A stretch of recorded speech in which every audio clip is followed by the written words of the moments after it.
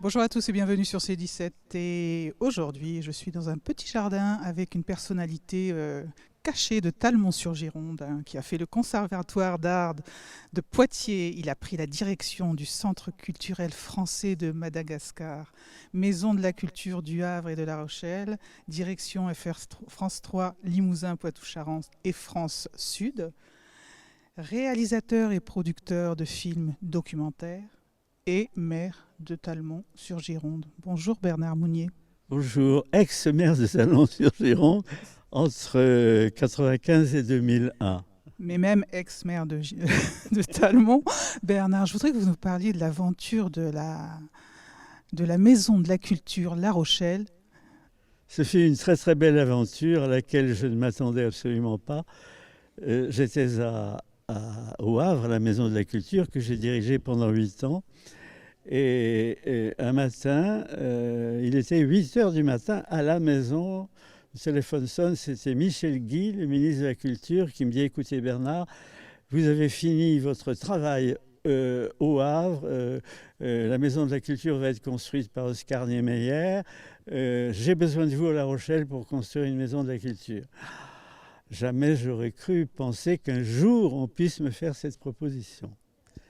Vous avez développé sur La Rochelle l'art, une politique fortement axée sur l'identité locale. D'autant plus qu'en arrivant, Michel Crépeau me dit « Bon, écoutez, je sais que je connais votre travail au Havre, et ici, nous allons construire une maison de la culture. » Alors, à Villeneuve-les-Salines. Ah, oui, bien sûr, monsieur le maire. Je suis allé à Villeneuve-les-Salines, qui est un endroit très intéressant, mais très excentré. Et je suis revenu en disant, mais vous savez, une maison de la culture, il faut que ce soit au centre-ville.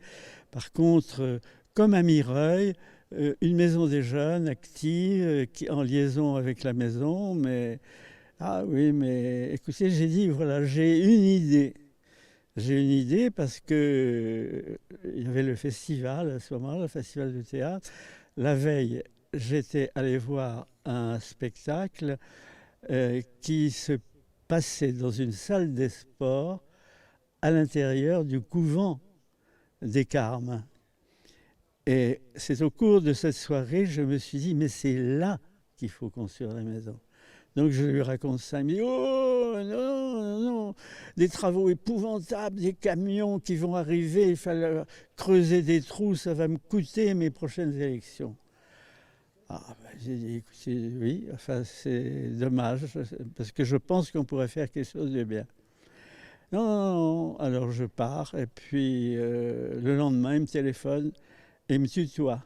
Il me dit « Bon, j'ai bien entendu ce que tu m'as dit hier, j'en ai parlé au directeur technique, trouve-moi un architecte et allons-y. » Et c'est comme ça que nous avons commencé à construire ce qui s'appelait une maison de la culture et ce que mon excellent ami, confrère et successeur Jackie Marchand a appelé plus tard la coursive.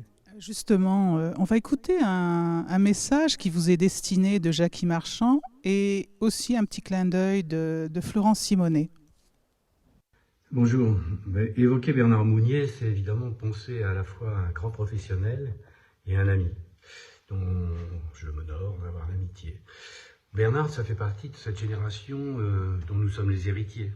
C'est-à-dire, il a été dans les fondateurs, dans les accompagnateurs, dans les initiateurs des Maisons de la Culture. Maisons de la Culture qui est une grande idée conjointe, on va dire, d'un certain pensée gaulliste, une certaine idée de la culture, et puis des idées communistes. Ce partage-là que j'assume avec beaucoup d'entrain. Pas toutes les idées, mais en tout cas celle sur la culture, ça c'est certain. Bernard Mounier, ça a été un pionnier. Pionnier avec d'autres sur la décentralisation culturelle, sur l'idée de partage, l'idée de faire évoluer les politiques culturelles municipales qui étaient tournées autour de leur théâtre, souvent, plutôt à disposition de la bourgeoisie locale. Les maisons de la culture, c'est partout, à peu de kilomètres, en tout point du territoire, la possibilité de voir des œuvres. et des artistes, et d'avoir un compagnonnage avec eux. C'est formidable. J'ai eu la chance, moi aussi, d'être initié par une dame qui s'appelle Irène Agère, disparue aujourd'hui, mais qui fut dans le cabinet de André Malraux, avec une volonté très forte de vouloir être contagieux sur la création artistique. Cette volonté de contamination, elle est pour moi un déclencheur absolu. Bernard Mounier, que j'ai vu récemment encore à Talmont, dans cette jolie commune qu'il inspire tant encore aujourd'hui. Bernard a été aussi un bâtisseur. La Maison de la Culture de La Rochelle, sous l'ère de Michel Crépeau, avec Maxime Bonneau. C'est une idée de génie d'avoir fait cette Maison de la Culture au cœur de la ville, sur le port, à la période où on construisait plutôt les maisons de la culture à l'extérieur pour réoxygéner des banlieues parfois en difficulté, déjà à l'époque.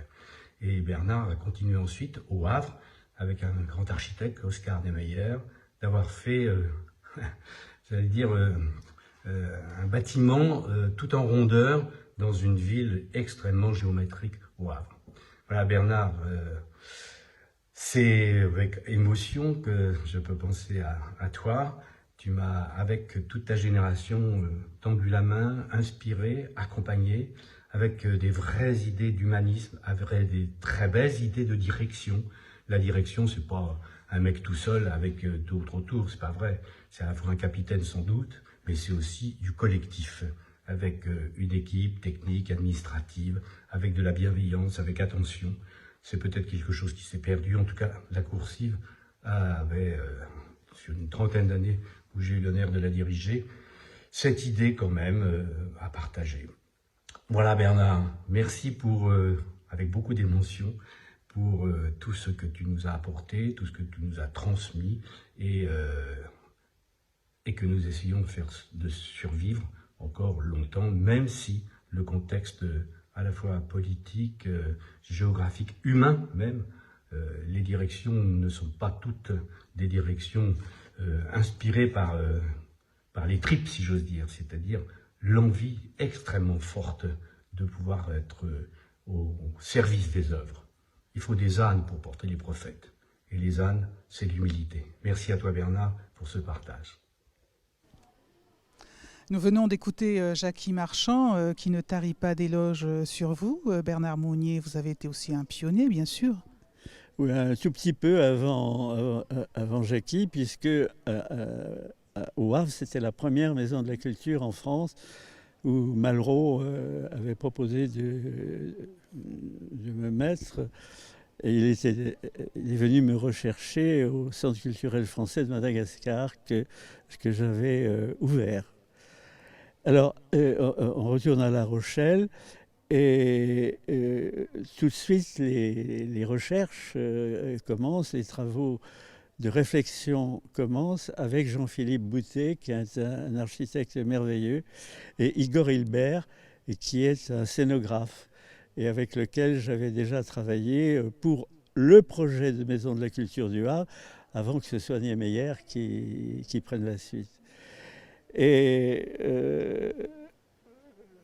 on a, jour après jour, nous avons dessiné la Maison de la Culture, comment elle pouvait s'installer dans cet endroit. Alors moi, j'avais dans l'idée que le cloître devienne une place publique ouverte, que les gens pourraient traverser. Et voilà. Et puis, c'était un peu compliqué parce qu'on n'arrivait pas à caser une grande salle, une salle moyenne. Et alors, à un moment donné, et nous étions tous les trois au café, et on a dit, il faut recouvrir le cloître. Et c'est sûr que c'était l'idée. Et lorsqu'il m'arrive de retourner à La Rochelle, j'ai toujours un frisson lorsque je rentre dans le cloître, parce que c'est vraiment une très très belle réussite architecturale. Absolument, c'est très émouvant d'ailleurs de voir ça. Oui. Très émouvant pour vous. Oui, oui, bien sûr, oui. Et les travaux ont duré, nous sommes en 75, les travaux ont duré jusqu'en 82. C'est-à-dire que moi, j'ai dirigé la Maison de la Culture lorsqu'elle était au vieux théâtre de la rue Chef-de-Ville. C'est ça, oui. Et avec de beaux souvenirs. Ah oui, bien sûr, immédiatement. Oui, d'abord, il y avait l'association des Amis du Théâtre Populaire qui était dirigée par le docteur Sabatier d'une main de maître. Et nous avons évidemment collaboré. Et très rapidement, les programmes de théâtre ont appartenu à la Maison de la Culture. Ont été réalisés à la suite de nos propositions. Et l'entente aussi avec les gens du festival s'est fait. Et La Rochelle est née totalement à la culture. Et je pense qu'elle l'est restée. Comme quoi, vous étiez un pionnier et c'est le reste après est venu, mais c'est quand même grâce à vous. Oui, mais je suis très âgé. J'ai eu la chance d'être pionnier un peu partout. Et maintenant, j'ai beaucoup de souvenirs que je peux raconter. Mais les travaux ont été très compliqués et je me souviens du jour où on me téléphone en me disant Monsieur Mounier, venez vite parce que la mer entre dans la fosse que nous sommes en train de construire pour la grande salle. Et il y avait de l'eau partout et qui jaillissait. Et il y a eu un moment un petit peu délicat. Mais c'est extraordinaire de voir surgir de terre un édifice que l'on va ensuite conduire et qui est le reflet de la vie culturelle d'une ville. Oui. Un très beau souvenir. Et puis, merci Bernard Mounier pour ce témoignage qui est très émouvant, comme je le disais. Mais c'est émouvant, oui, oui, mais c'est toujours émouvant pour moi lorsque j'en parle. Et lorsque Jackie Marchand est venu me voir il y a quelque temps avec Florence, je leur ai moi-même raconté cette histoire un peu plus en détail parce qu'évidemment, à cette époque-là, ils étaient loin de penser qu'eux-mêmes prendraient ma suite. C'est ça, oui. Merci beaucoup Bernard. Avec plaisir. Merci, à bientôt sur C17 et toujours en direct.